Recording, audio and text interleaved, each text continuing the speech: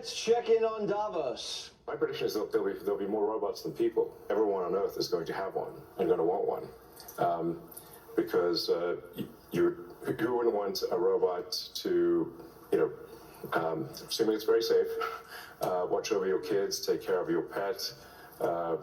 If you have elderly parents, we are in the most interesting time in history. A robot who takes care of us? Didn't we already try that with Biden? The auto pen just cut checks, pardoned crooks, and almost bankrupted us. I want a boss with flesh and bones, who I don't need to program and charge his battery. Like the man who never sleeps. Trump is landing back in America tonight after a pretty busy 48 hours in Davos. When he was in Switzerland, not sure if you heard, he demoted the UN and created the Board of Peace and packed it with his golfing buddies. Ready? Let me see.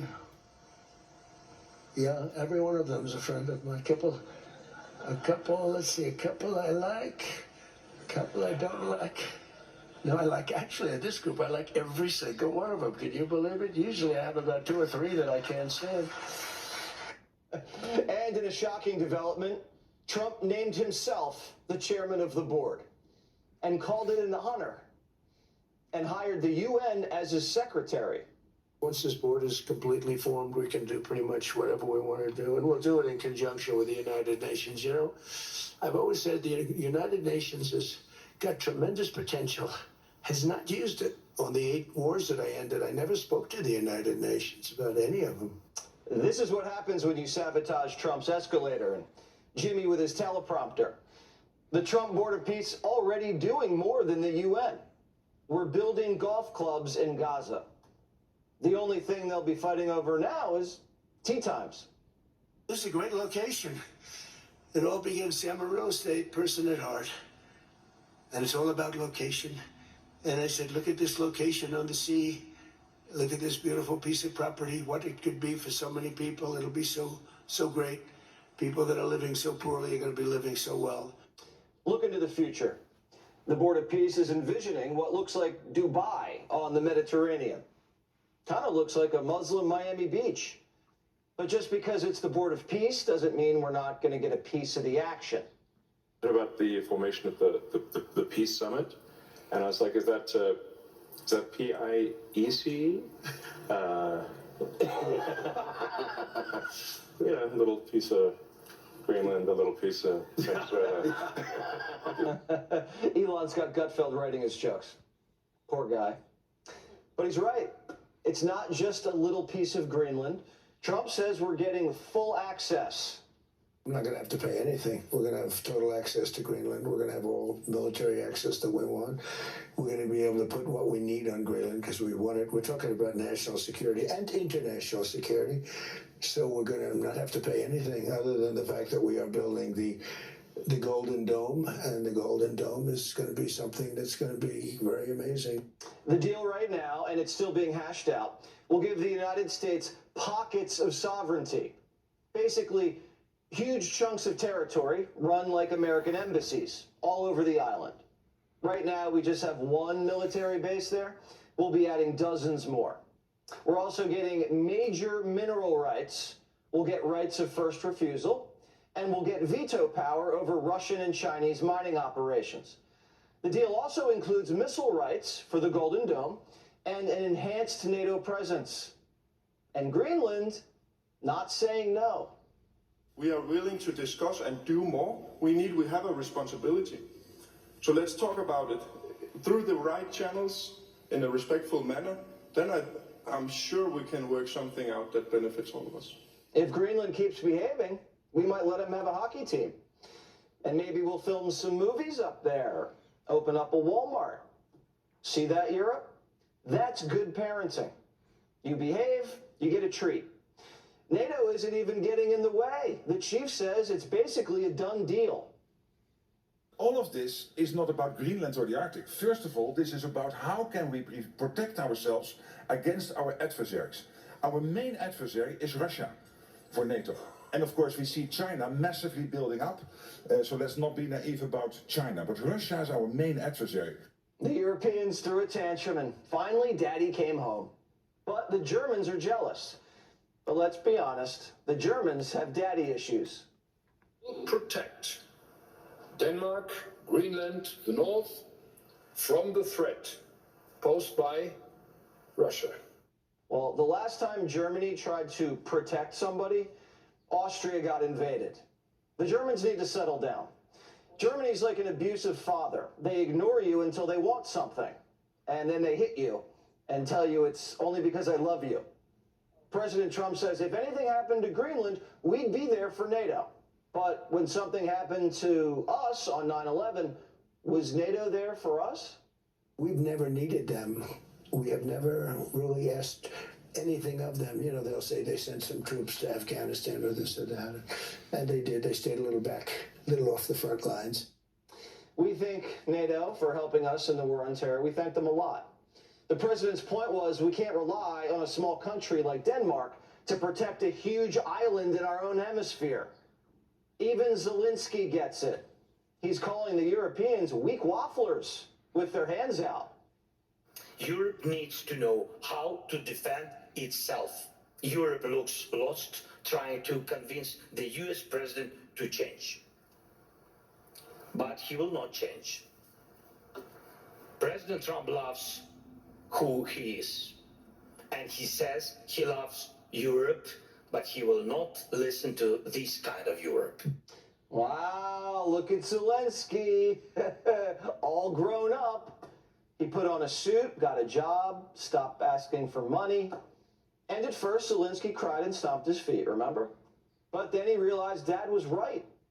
That's why Z's calling Trump strong and Europe weak. Sure, Europe was throwing money at them, but does money solve everybody's problems? Sometimes it spoils them. A good parent teaches their kids respect and gives them deadlines. A bad parent just gives them cash and never checks in. Like the auto pen. Biden threw cash around all over the world, tried to bribe his problems away, and the world walked all over him. Biden and Barack Obama got along so well with Europe because they both believed the West was in decline, and they never did anything about it. They just managed their own decline. Now, this may be acceptable in Europe, but when Donald Trump was elected president of the United States, everything changes. We're in a moment of radical change. These moments come maybe like once a century. AI, the Arctic, trade, China, it's all happening. And America's taking the lead. Iranian nukes, Maduro, Gaza. Now the Cuban communist regime might be about to collapse. NATO's back together. The TikTok deal just went through. The Taiwan trade deal just got papered. And the border peace, licking its chops wondering how to price seaside condos on the Mediterranean. Everything is falling into place. But Gavin Newsom's in Davos holding up props like Carrot Top, making gay oral sex jokes. Listen. You're running around distributing knee pads to CEOs, and I think it does. Handing them out. And it does. I do have a few if you'd like. I don't know. And honestly, it sounds. By the way, I'm not kidding. They're the new Trump signature series knee pads. Yeah, and they are available online. I told you the last one sold out. And I just want to sort of. It's a serious moment. It actually, but we laugh. Anyway, these are available and in bulk too. Gavin stalked Air Force One to Switzerland and waved around knee pads. It's kind of weird. Gavin officiates gay weddings in San Francisco and hawks knee pads for $100 a pop. What, does Gavin think this is a WNBA game, throwing around sex toys? Where does he get all of these knee pads anyway? It's none of my business. Then he started whining that Trump wouldn't let him in the club. I was going to speak last night. It was a well-established event at the USA House. Simple conversation, discussion. After Trump's speech, they made sure that I didn't. They made sure it was canceled. And that's what's happening in the United States of America. Freedom of expression, freedom of assembly, freedom of speech. It's America in reverse. If the bouncer doesn't let you in the door, don't moan. Just do what Melania says and be better. Who follows a sitting president overseas and then starts throwing around sex equipment?